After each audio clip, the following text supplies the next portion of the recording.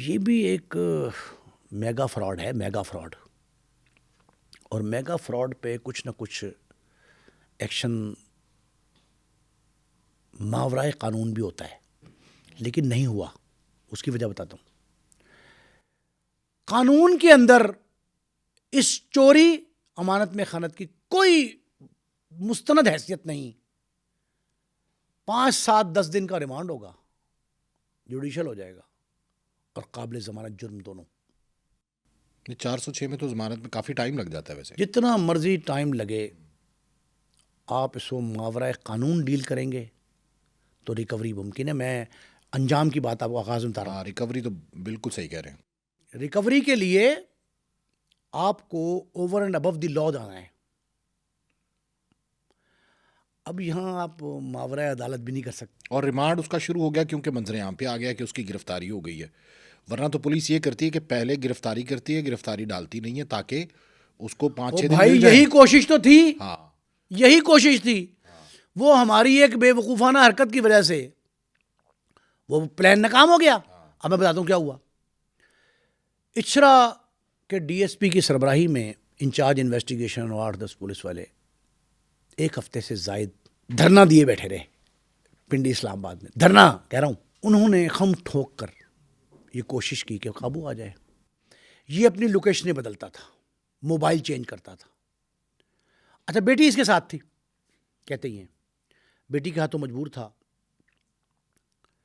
کسی شخص پہ اعتماد نہیں کرتا تھا. اپنے گھر اگر ایک کال کی ہے خیریت بتائی ہے، بیٹی نے بتائی ہے، بیٹی بتاتی زیادہ. جس موبائل سے، وہ موبائل بھی پنڈی سے خریدا گیا تھا، تو اس نے ایک کال اپنے گھر والوں کو کی، اپنی بیوی کو، بچوں کو کی، تو 10 کالیں اس کے مقابلے میں اپنے چوکیدار کو کرتا. یہ چوکیدار کو کیوں کالز کرتا تھا؟ چوکیدار جاتا تھا سودا سلف لینے کے لیے جہاں یہ ٹھہرا ہوا تھا نا. یہ زیادہ اس نے اسلام آباد کے F11 میں سے تو قابو آیا نا، اس کے باہر سے. اس نے F11 کو اپنا مسکن بنایا تھا، لیکن پنڈی اور اسلام آباد کی 10 11 مختلف کوٹھیوں میں کرائے پہ لے کے اس نے یہ روپوشی کا وقت گزارا. کبھی اس جگہ، کبھی اس جگہ، کبھی E11 تو کبھی کہیں. مرکز کی اس کی لوکیشن آتی تھی G8 کی، G10 کی. فرض کریں پولیس وہاں پہنچتی تھی، فوری طور پہ یہ لوکیشن بدل لیتا تھا، جگہ بدل لیتا تھا، موبائل بدل لیتا تھا. اس نے 6 موبائل لیے، 2 اپنے جو بیچے، ان موبائلوں نے اس کو پھنسایا. یعنی اس کا مطلب بات ٹھیک ہے کہ مجرم کوئی نہ کوئی کلو جو ہے وہ چھوڑ دیتا ہے، کوئی نہ کوئی غلطی کرتا ہے. وفاقی وزارت داخلہ کے مانیٹرنگ سیل میں اس کے پرانے موبائل کی لوکیشن، جو نیا خریدار تھا ان موبائلوں کا، اس نے اپنی سم ڈالی تو ای ایم آئی نمبر جو ہوتا ہے اسے آگے پکڑے گا. لیکن پکڑا جانے تک جو ہے نا، اس نے جو کچھ کیا اس میں 2 افراد کا کردار زیادہ ہے، تیسرا ذرا کم ہے، اس کا بھی ہے. پہلا کردار ہے ایک real estate dealer, property dealer سمجھ لیں. ایک پراپرٹی ڈیلر ہے اسلام آباد کا، ٹیکسلا کا. ٹیکسلا کا پراپرٹی ڈیلر. ٹیکسلا کے پراپرٹی ڈیلر سے اس نے یہ کہا کہ مجھے گھر چاہیے 10 کروڑ روپے تک، 10 کروڑ کا گھر خریدنا ہے مجھے. میں اچھا عجیب بات آپ کو بتاؤں، جن جن علاقوں میں رہا وہاں کی سرولنس رپورٹ لی گئی. یہ ہر ایک سے کہتا تھا میں اور میرے بیٹی باہر سے آئے ہیں. اچھا، بیرون ملک سے بیرون ملک سے آئے، تو ہمیں گھر چاہیے، ہم کوٹھی ڈھونڈ رہے ہیں. کوٹھی ڈھونڈتے ڈھونڈتے کوٹھی اس نے کہا تھا کہ شرط اس کی یہ ہے کہ ایسے محفوظ مقام پر ہو جہاں پولیس بھی پر نہ مار سکتی ہو. اچھا، اور اس نے محفوظ ڈیلر کے بقول محفوظ مقام کا تعین کیا تھا اس نے کہ کہاں پہ ہو؟ محفوظ مقام اس نے کہا تھا واہ کینٹ کے پاس، اس کے گرد و نواح میں، ٹیکسلا کے ساتھ، جہاں موبائل کی لوکیشن بھی کام نہ کرے.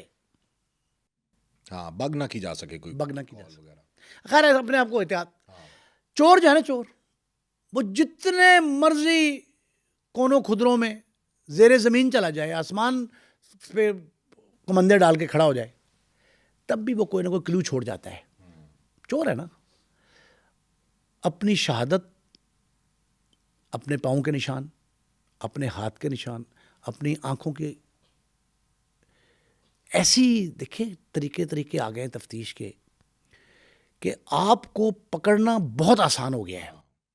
اور اسپیشلی یہ الیکٹرانک جو گیجٹس ہیں ان کی وجہ سے تو بہت زیادہ آسان ہو گیا. ایسے گیجٹس ہیں. اب کہتے ہیں کہ ان سے سب سے بڑی غلطی ہوئی کہ CCTV فوٹیج میں اپنی بیٹی کو ساتھ لا کے یہ موبائل بیچتا ہے اسلام آباد میں. اب بیچے کیوں اس نے؟ اچھا اب دیکھیں یہی شاطر ہے نا, اس نے بیوقوفی. اچھا اب میں اب لاہور میں ایک اور بات بتاؤں. اس نے لاہور کے اپنے گھر, اپنی گاڑیاں, اپنے سارے اثاثے بیچ دیے. اور میری جن لوگوں سے گفتگو ہوئی اس کے بعد میرا یہ غالب خدشہ, اندیشہ اس عمر کا ہے کہ اس سے سونا بھی بیچ دیا ہوگا, تو اس کی بیوی بچیوں نے جو پہنا ہوگا وہی ہوگا, لیکن باقی میرا خیال ہے وہ بھی بیچ چکا ہوگا. نہیں, اتنی بڑی مارکیٹ میں اتنا بڑا انلیگل کاروبار تو نہیں ہو سکتا کہ 20 کلو سونا بھی کوئی چوری کا لے کے لیتے ہیں. پاکستان کے ہر خطے میں مشہور ہوا, پاکستان کہہ رہا ہوں پورے ملک میں قومی سطح پہ یہ مشہور ہوا کہ ایک گینگ ہے چوروں کا, اسے کہتے ہیں نقب زن. نقب زنوں کا ایک گینگ ہے ہیڈڈ بائی اے پرسن جو اپنے آپ کو ڈاکٹر ظاہر کرتا ہے.